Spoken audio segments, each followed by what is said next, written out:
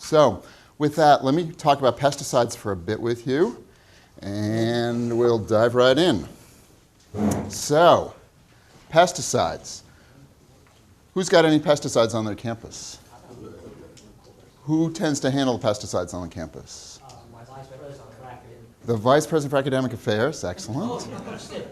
Oh, okay. Does the EHS office typically handle pesticides? Sometimes. Okay, how about anybody else? Licensed pesticide folks. So this Athletics? This is serious pesticides. This isn't like Andro. I'm sorry? This isn't like Andro. We're talking about No, serious. we're talking about some, we're going to talk about serious restricted use pesticides. That's really what we're going to talk about. So what we're going to do is we're going to cover quickly kind of what the statutory regulatory scheme work is, and then we're going to talk a little bit about what you have to think about. These are all the regulations that, in one manner or another, deal with pesticides. And what the EPA is asking us to think about are several different aspects of the pesticide provisions. And we're going to talk a little bit about each of these, some more than others, but we're going to go through each of these in some detail just to cover them all. And the first one we'll talk about briefly just for a second is good laboratory practices, which is what focuses in on when you're talking about people doing research in labs, specifically in certain circumstances, for products and for tests that are going to be regulated by the EPA and sent to the EPA. We'll also talk very briefly about registration of pesticide products, because both the federal and the state government control pesticides. We talk a little bit about worker protection standards. Under certain circumstances, there's an elevated level of protection that applies for certain parts of the campus. And we're going to talk a little bit about making sure that the people who apply the pesticides have certification. And then lastly, we'll talk briefly about experimental use permits, very briefly, if that comes up. So, like with most of the other programs that we talked about, pesticides are regulated both by the federal government and by the state of Georgia. And in the state of Georgia, it's the Department of Agriculture who takes the lead on making sure that the laws are enforced and applied appropriately. And so you'll be dealing with the pesticide division. And there are two statutes that apply in Georgia. One is called the Pesticide Control Act, the other is called the Pesticide Use and Application Act. And we'll talk briefly about both of those. So, first thing we're going to think about briefly is the registration of pesticide products. Any product that's a pesticide that's going to be used in the state of Georgia has to be registered for distribution and use across the state. And what's most important, and what we're going to really focus almost all of our time on, are restricted use pesticides. Not your generic, general, you can buy them in the hardware store pesticides, but restricted use pesticides that are considered to be significantly more dangerous. And so the state and the federal government impose a significant set of limits on what you can do with them, how you can use them, who can use them, and under what circumstances. And the most important thing you want to know right off the bat is that restricted use pesticides can only be used by or under the direct supervision of somebody who is certified to use them. Okay? The next thing you want to know is, what is a restricted use pesticide? How do you know what one is? Well, the state has a database that allows you to go and search to see if the pesticide you're thinking about is restricted or not restricted. So there's a website down at the bottom of the page here. It's a fairly long, not particularly user-friendly website, in the sense that the address is not particularly user-friendly, but the website itself is very handy and very helpful. So it's in your materials. It's a little hard to read in the materials, but I put it up here in fairly big letters in red if you want to copy it down. It's a very helpful site to go to if you have any questions about whether a particular product is a restricted use pesticide or not. It's a very useful database to go to. On the registration or certification, if a vendor have certified, those that work with him, do they have to have, they have to have certification also? It's a very good question. The question is, if a vendor or a contractor is certified himself or herself, what about the people who work for them under his supervision? Do they also have to be certified? And the answer is no, as long as when they're applying the pesticides, they're doing it under his or her supervision, then it's okay. But I think it's come down to I'm sorry? I think it's coming down the tubes that some of that's going to change in the future. Okay, the comment was it may change in the near future. Okay. Currently, if you are going to apply pesticides that are restricted in the state of Georgia, and we'll talk about this a little bit more, either you must be certified or you must be working under the direct supervision of somebody who is certified. Those are the only two ways that you are allowed to apply restricted use pesticides, not general pesticides, but restricted use pesticides in the state of Georgia. Very quickly, we had an entomologist who's also applying restricted use. He needs to be certified. Yes, right, and that is true. That we typically think about people who work in facilities, people who work in athletics. However, if you are on the academic side of the house and you are working with a restricted use pesticide, even for research purposes, there is no exemption for research under the pesticide regulations. So a professor, a PI, a researcher who is using a restricted use pesticide will need to have the appropriate certification in order to use that substance.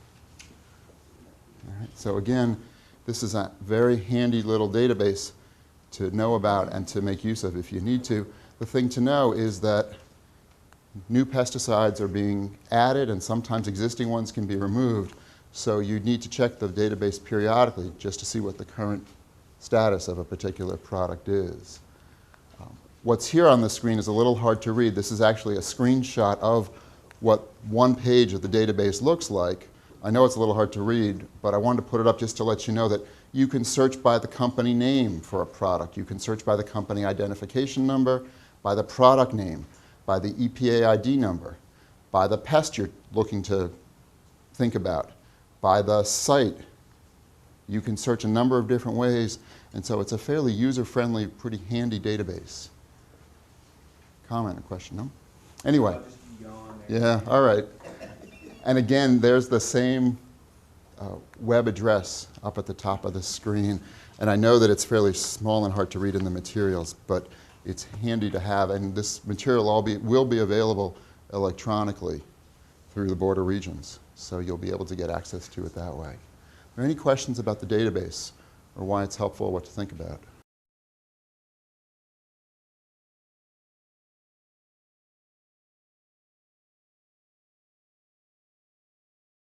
Yes. It's telling you whether, if it's in that database, then it is a restricted use pesticide that is permitted to be used in the state of Georgia.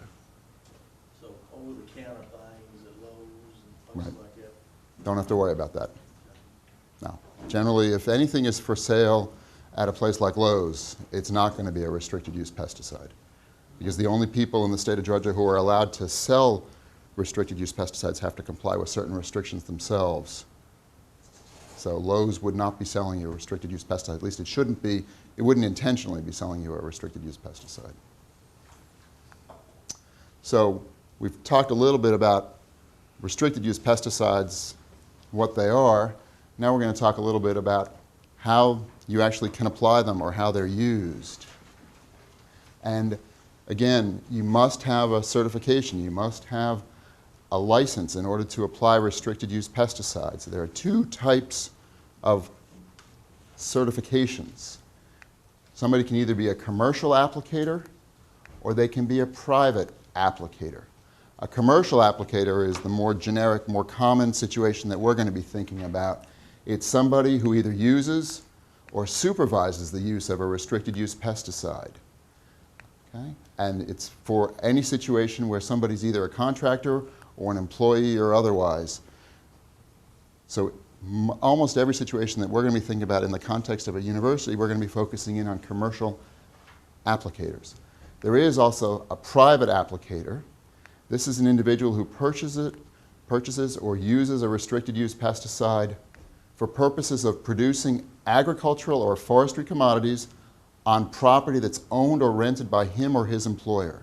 So this is really geared towards either the individual who owns a farm or owns a forest, or someone who works for someone who owns a farm or owns a forest.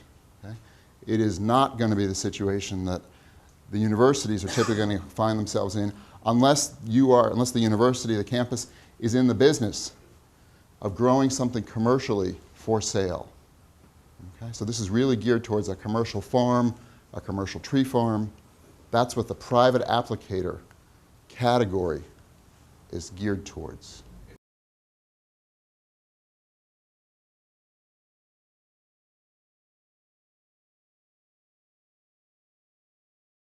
It's a gray area because I'm not sure in Georgia, but I know in other states, if you have an incidental sale, that can tip you over and take you out of the, move you from one category to the other. I don't know what the circumstances are in Georgia, but in other states, if you can have a greenhouse on a college campus, and if they have a plant sale at the end of the spring, that can move you from one category to the other sometimes. So it's I don't know the answer right now. If you are a college employee and you're applying a restricted use pesticide, you have to have a commercial applicator license. This was the issue that we hit up against earlier, and the reason that, Matt, you're asking the right question. We had to clarify the fact that a private applicator license, let me go back one screen. It sounded like if you were applying it on property that was owned by you or your employer, that you might be able to use a private applicator license. But the regulator said that that doesn't fit the circumstances that they're thinking of. That a college campus where you are applying pesticides for purposes of maintaining your fields, the athletic fields, for maintaining the shrubbery, the landscaping, is not a commodity, and therefore you don't fit under this category. Even though you're working for your employer, you have to be in the context of growing something for sale. I know it doesn't say that, but that is the way they interpret the regulations. Question? Do you have a license to buy the restricted use pesticides, or can anybody just go and get them? No. Can they just go and get them? You cannot just go and get them, no. If you sign your license. Okay. So again, that's the distinction that you want to be thinking about. So unless the campus has a for sale farm or forest, we're talking about a commercial applicator license to apply restricted use pesticides.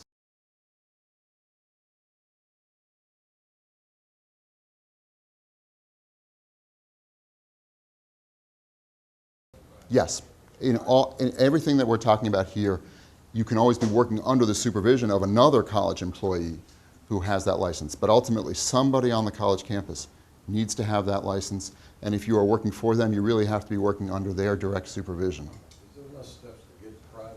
Is it an easier acquisition? It's a slightly easier acquisition because, again, it was really geared towards farms, towards small employers, and so it's somewhat easier to get a private applicator license. But they can still purchase it, which is a problem if they're working for farmers. That sort of becomes an issue. Maybe. Anyway, what you want to know is that there are different categories of applicators, and you'll see there's a good long list of them. What's important is that when you go and audit a campus, you need to be understanding what the people who are applying the pesticides are using them for, and make sure that they have the appropriate category. You can have more than one category, but if you are applying them for plant pest control, then you need to have that kind of a license. If you're applying them for ornamental and turf pest control, you need to have that kind of a license. If it's aquatic, then you need to have that kind of a license. So you can get multiple licenses, but you need to make sure that the person who's applying the pesticides or the person who's supervising the application of pesticides has the appropriate license or licenses. You do have to take a generic general part of the process first, but then you do specialize, if you will, in one or more of these specific areas. And these are the different types of categories, again, more of them. And as we were talking about a little bit, in order to get the license, you have to demonstrate a practical knowledge of pest control and the safe means and methods of using the pesticides. You have to pass the written exam. There may be also some performance testing. And this is only for restricted use pesticides. Okay?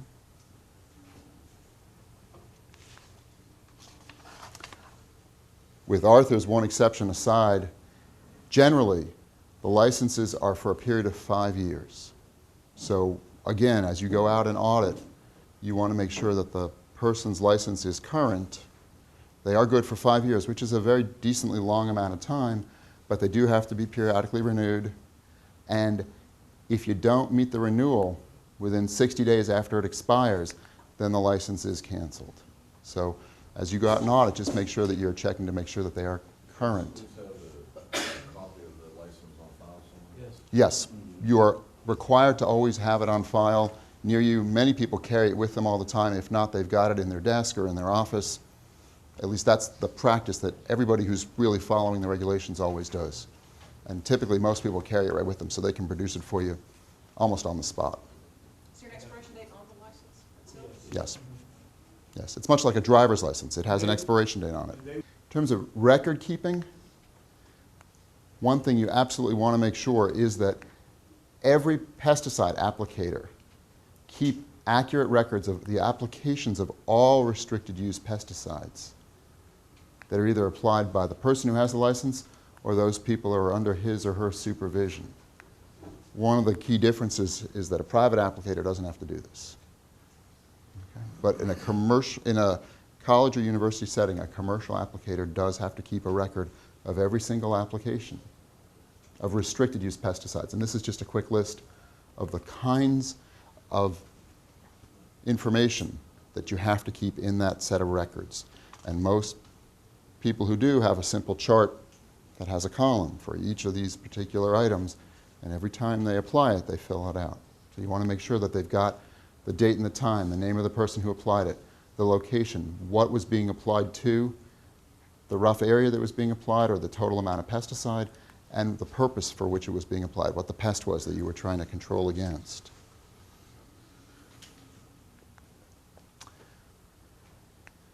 You also want to look to see what the pesticide was and the type of equipment, the name of the person. So there's a long list of items that you want to make sure are being captured in there. And again, the simplest, easiest way is to typically have a chart and then the person fills it out each time, and this way nothing gets missed. That seems to be the best practice. You want to make sure that the campus is keeping those records for at least 2 years, and they have to be available for inspection. They typically are. If the program is reasonably well run, they're always available for inspection, but if anybody questions that, that's the requirement. They have to be available for inspection.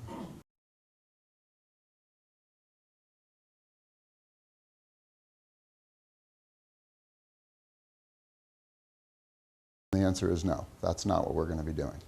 Really, we're going to be looking just to make sure that A, the people have their license, B, that they're keeping the appropriate records, and that, C, the records look reasonable. But no, we're not expected to both either know that level of knowledge about the pesticides or actually go out and start looking to see exactly where they were applied and to start looking to see if they said it was an acre and you've got your tape measure out to see if it really was an acre or it was an acre and a quarter. That's not the level of detail that we'll ever get to in this particular program. And that's not likely what a state inspector would do, although they might, but we're not going to be doing that.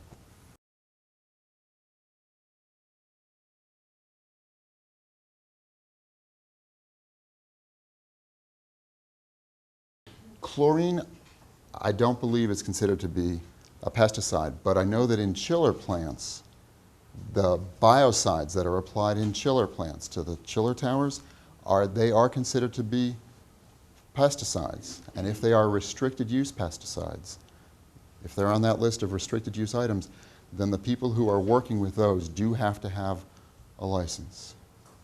So separate and in addition to the typical situation where you've got athletics and you've got grounds, if you have people who are working with biocides for purposes of keeping the water to a certain quality, if they are applying, they're using restricted use pesticides, then they have to meet the same standards.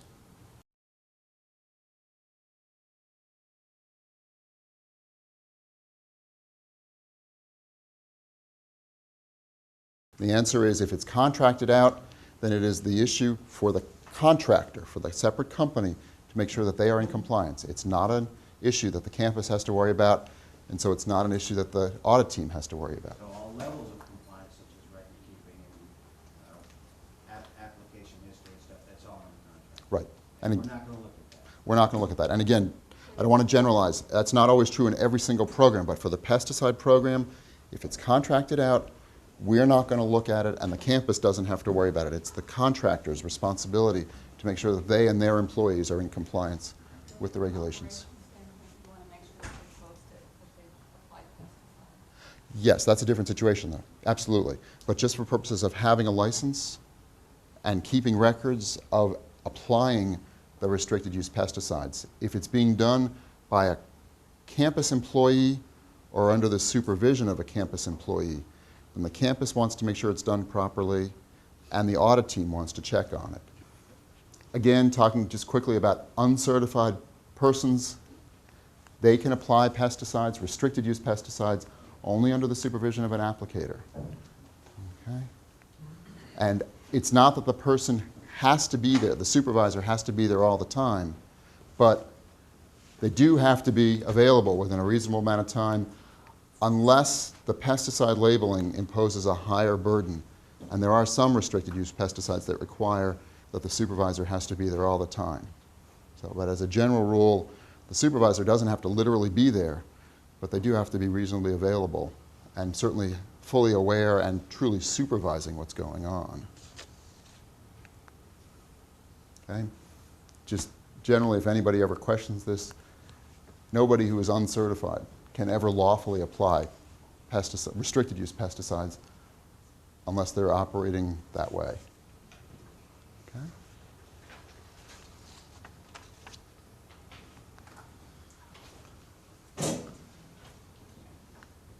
Again, this just summarizes a lot of what I think we've talked about. You want to make sure in the context of this particularly that you need to be a certified applicator to make sure that you're supervising people only in the categories that you have been certified to work with pesticides.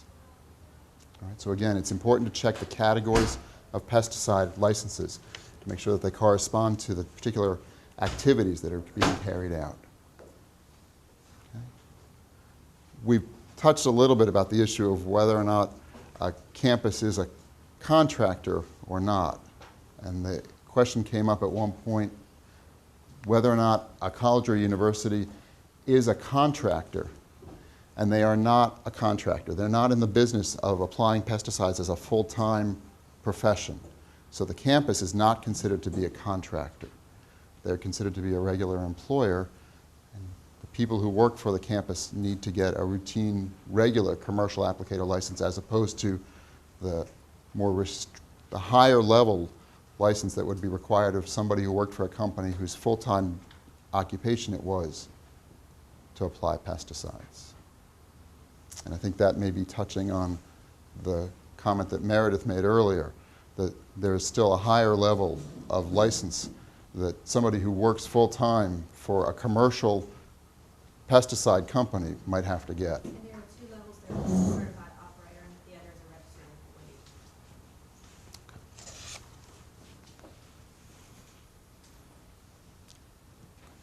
Talked about posting signs a minute ago. This is a special circumstance under the pesticide regulations. If you are applying any pesticides, not just restricted use pesticides, any pesticides to landscape, then you must make sure that you post a sign. And the sign has to be a certain height off the ground. It has to be a certain size. It has to be weather resistant. Okay? And again, this is for all application of pesticides, both restricted and non-restricted use pesticides. Okay? And it's got to be out there until the day after the application, and it's got to be posted at all the primary points of entry to the area that was being sprayed or having the pesticides applied. And here's a quick example of what a sign might look like. Okay? And you see it specifically says, sign may be removed on the day following application. So it's got to stay on there for at least that full day. And again, well, you might ask people, do you ever spray the lawn? When you spray the lawn, what do you do? And you ask an open-ended question, and if they say, we just spray the lawn, you might ask them as a follow-up question, do you do anything else? Do you ever post a sign? And if they say, no, we don't know anything about posting a sign, then they're clearly not in compliance. If then they say, yes, of course we post a sign, and here's a copy of the sign, we happen to have 3 of them waiting here for the next time we apply the pesticides, then you know that they're doing it the right way. Is that for all lawns, or is that just the, like athletic fields, or is that for? This is for any outside application of pesticides. And that's restricted and non-restricted. Absolutely, every pesticide, all pesticides. This is the one time we're talking about all pesticides.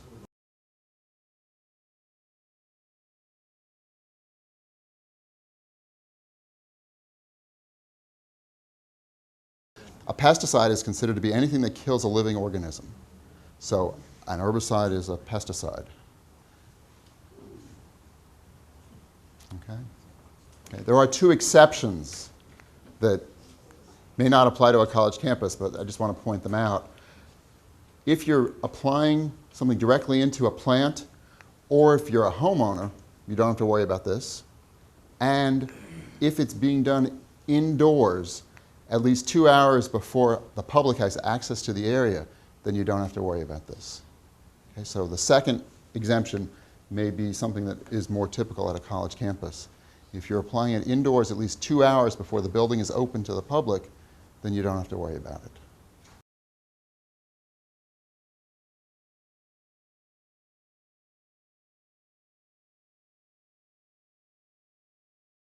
If it is a pesticide and it's being done outside, then you are supposed to post the sign.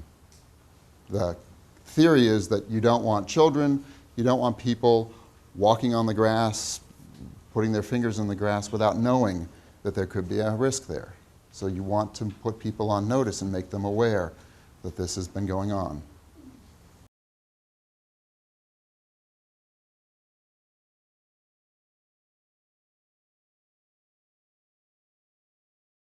If you're applying it at a campus, at your campus, then it does apply. If you're applying it at your house, then it doesn't apply because there's an exemption for a homeowner. If you buy it If they buy it and use it at the. and use it at the university, yes, it's all pesticides, even the ones that are available off the shelf from Lowe's. Let me jump over very quickly to good laboratory practices for just a minute. We're going to spend very little time on this. This is really geared towards a set of regulations that apply in the laboratory for purposes of making sure that the EPA has sufficient trust in the research that's being done for pesticide work that's going to be submitted to the EPA under certain provisions of FIFRA, which is the pesticide statute.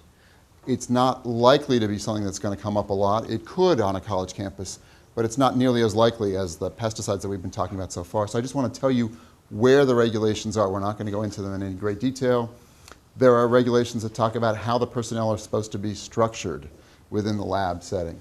There are regulations that talk about how much space the lab has to have and what the construction is, and making sure that it's suitable to the kind of work that's being done, and the type of equipment that's being used, and the standard operating procedures that are followed, and the kinds of testing equipment, and procedures, and protocols. So I'm just flagging to you that that information is out there.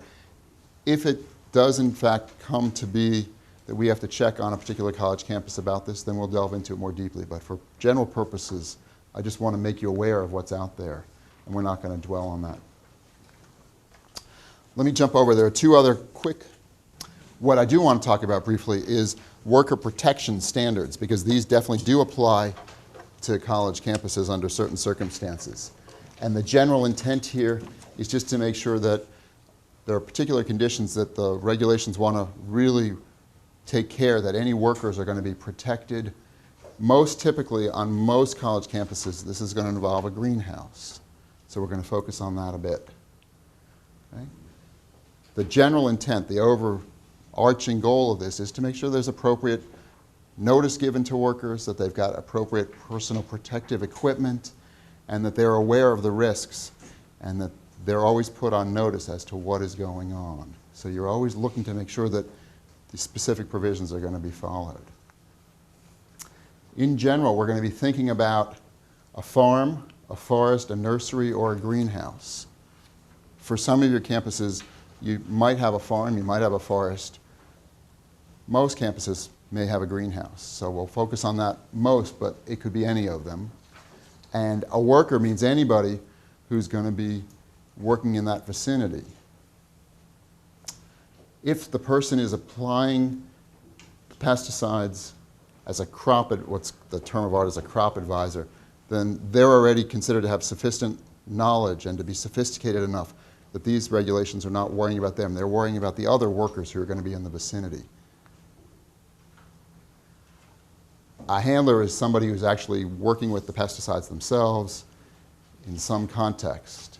So part of the regulations talk about handlers, part of them talk about other workers who are in the vicinity as the pesticides are being applied. We're not going to worry about people who are just working with empty containers that used to hold pesticides. So we're not going to worry about those particular people. But in general, you want to make sure that if pesticides are being applied to a greenhouse, in this case to a farm or a forest, that nobody's allowed to go into the treated area unless they've been appropriately trained and equipped. There are specific restrictions as to the area and the type of pesticide. And for each type of pesticide, the amount of space that's considered to be off limits during the application of the pesticide. And there's a chart in the regulations that designates how much space you have to give, 25 feet or 100 feet around the area. And so you want to make sure that as we audit, if there is a nursery, that they're aware of these types of regulations. And how would you audit for that? You would ask them, the last time you applied the pesticides, what kind of notice did you give? And did you impose any restrictions on people coming in or going out? And how did you handle the situation? Again, these are all pesticides. This is only restricted use pesticides. I just want to make sure. Sorry, we're going back here. It's a good clarification. The question was, are we talking about all pesticides? No, we're jumped back to talking about only restricted use pesticides.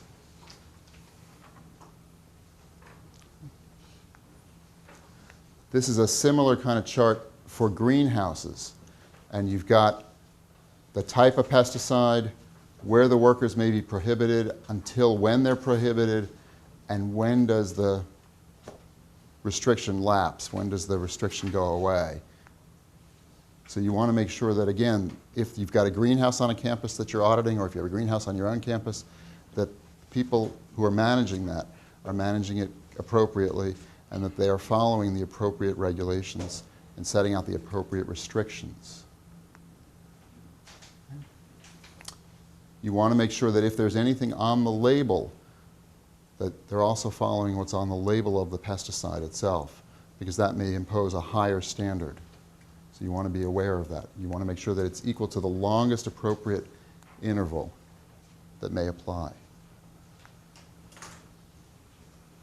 There are a couple of exceptions to where somebody can go into the greenhouse, for example, and they're set out here. There are particular PPE requirements that are set out, so generally you always want to be looking and asking to make sure that PPE, personal protective equipment, is available for any worker who will be going into that area. And you were thinking about gloves, you're thinking about goggles, thinking about respirators, hats, long pants over boots, rubber boots if it's appropriate. It depends on the pesticide. Different PPE is required depending on the type of pesticide. There also is a requirement to post a sign. And you want to make sure, again, that you're checking to see if they're applying pesticides that are restricted use pesticides, that they are posting the sign. That's one way that all the workers have to be put on notice. Is there anything you notice about the sign? English and Spanish, yes. The presumption is that it has to be in both English and most typically in Spanish, if that's the most common second language that's spoken in the area. And you want to make sure that the sign is posted when it needs to be, and there also is... The regulation, it will be bilingual? Yes, Sweet. yes. And in fact, we're going to get to it in a minute. It's America, speak English. Well, I won't argue with you, but that's what the requirement is. That's the requirement. It has to be in, this is the designated sign, the normal designated sign. Okay. Same requirement for farms and nurseries and forests. Same kind of sign. And this is just for Jim and nobody else in the room. If you have a large group of workers who do not read English and who speak a language other than Spanish, then the sign should be in that second language. So it has to be in a second language. If you have the largest group of employees that you have that don't speak English speak a language other than Spanish, then it's supposed to be in that second language. Okay? And again, there are particular requirements. You've got to really post it for the typical points of entry. Now, that wasn't true for the pesticide sign, No. the lawn sign. No, this is only for workers, and here the law wants to recognize that it may be likely that some people cannot read English, and because of the heightened risk, particularly of a greenhouse where it's an enclosed space, the level of protection is bumped up, and so they are requiring that it be in that second language.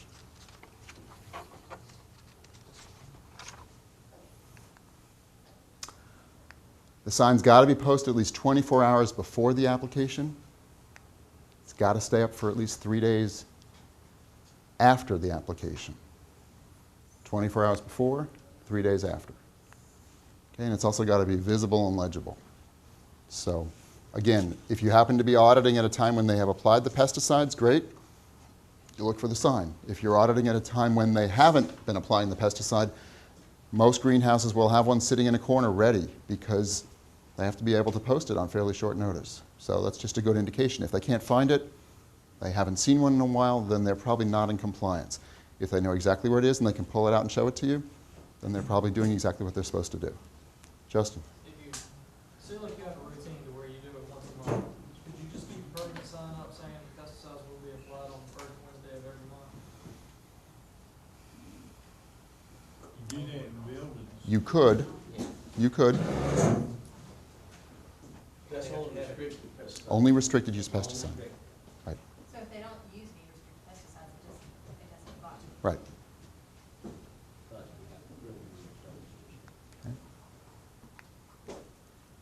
If you're going to give an oral warning, then they have to be given before the application takes place or at the first opportunity when the worker comes to work.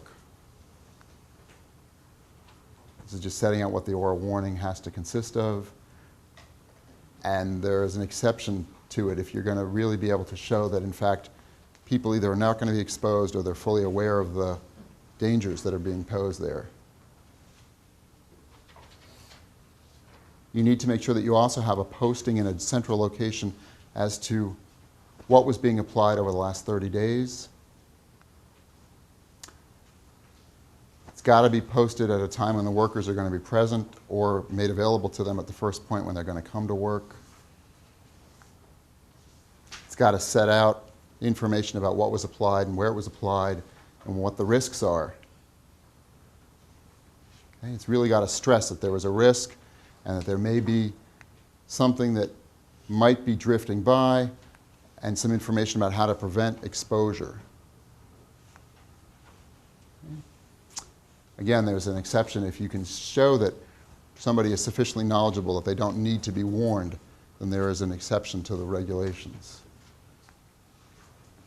There are also some regulations on who can train people and what level of knowledge the trainer needs to have. Some regulations about what the content of the training is to make sure that people are being trained properly. I'm going through this part of it fairly quickly because this is not the key part of what you're going to be auditing for, but I just want to make you aware of the regulations, making sure that you understand that this is what people are going to be looking for. This is the kind of information that the sign has to convey if there's a safety poster that's put up, again, in the context of a greenhouse.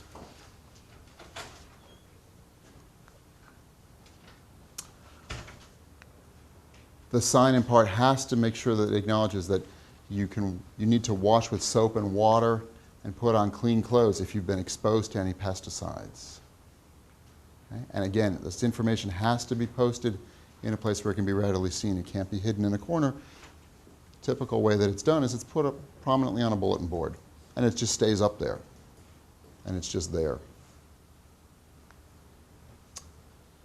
What is important, one more point that's very important, if you have a setting where the worker protection standards apply, such as a greenhouse or a nursery or a farm or a forest, then decontamination supplies have to be made available. There has to be a designated place where you're going to get decontamination supplies, soap, water, some one-use towels, paper towels or one-use towels. And it has to be within a quarter mile of where the pesticides are being applied. On a campus where you've got a greenhouse, that's not an issue. If you're out in the woods, then it's got to be within a quarter mile. But typically for a greenhouse, it should be reasonably accessible nearby. Okay?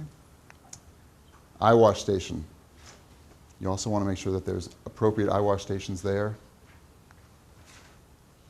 I'm going to wake everybody up for a minute. Why would you want to have a Tyvek suit along with your eye wash station and your soap and water? Yes. If I get exposed to pesticides and I peel off to take a shower, what am I going to wear? I don't want to wear my contaminated clothes. I don't really want to run around like a jaybird. College campus people. For those of you who are more inhibited, it's a good idea to have a Tyvek suit. It's not required, but it's a very good practice to have a Tyvek suit. All right. The rest of the slides in this section talk about the standards for handlers, the people who are actually working with the pesticides themselves. The requirements are very similar to the standards for workers, and so I'm not going to go through them, but they're in the materials. I want you to be aware of them and just know that they're there. If you have any questions about them, to go through them and take a chance to get comfortable with them. But they're fundamentally almost identical to the requirements for the workers who are not handling the pesticides. There's one more presentation we're going to go through quickly, if I can get it up, which is experimental use permits. This is similar to the safe laboratory standards. It has to do with situations where somebody is doing research on a campus where they are testing unregistered pesticides, or they're working with registered pesticides for a purpose other than what the pesticide was intended for. So this is, again, only in the context of research, only in the context of someone who's working with either an unregistered pesticide or working with a pesticide for something other than what it was intended to be used for. It may not be likely to come up at all, but because it's one of the sections in the regulations that we're supposed to look at, I just want to make you aware of it. There are certain record-keeping requirements that are set out in the regulations. You need to get a permit from the state, in this case from the Department of Agriculture. Again, only if you've got a researcher who is falling under that very specific narrow category. The EPA gets to review the permit. If they're not happy with it, they can revoke it.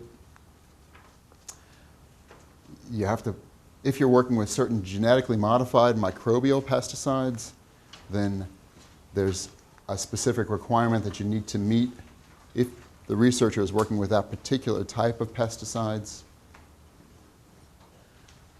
There's a certain notification that has to be given. You want to make sure that the EPA is going to get back to you within 90 days.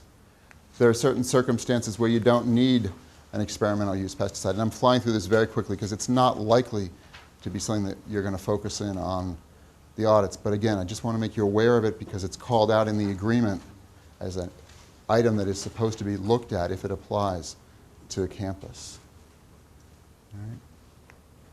So if you're working only in a laboratory or a greenhouse and you don't intend to confer any benefit, meaning you're not really doing it for the purpose of controlling the pests, you're doing it for the purposes of the research, then you don't need an experimental use permit. Also, there is an exemption under certain circumstances when you don't need to have this, depending on the amount of area that's being covered. Less than 10 acres, you don't need it if it's being applied to the land. If it's being applied on water, if it's less than 1 surface acre, it doesn't apply. Again, I'm going through this very quickly because it's not likely to come up, but again, I just want to make you aware of what's out there in case there's an issue. We can then talk about it and think through what has to be done and what kinds of questions to be asked.